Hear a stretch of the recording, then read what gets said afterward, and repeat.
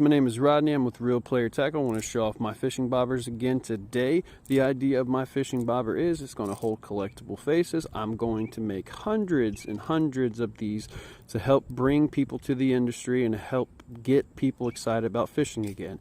The idea of my fishing bobber is so that way you can pull up on this lock bar and adjust the depth to whatever depth you want, and it locks into place just like that. Locks into place. But I also have these fishing poles.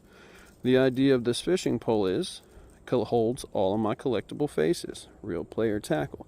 So right now you can get a fishing pole on GoFundMe for 150 bucks, and you can get your hands on some of my bobbers for $25.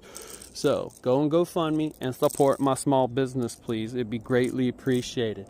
I need people to get this stuff in their hands so I can start my Kickstarter.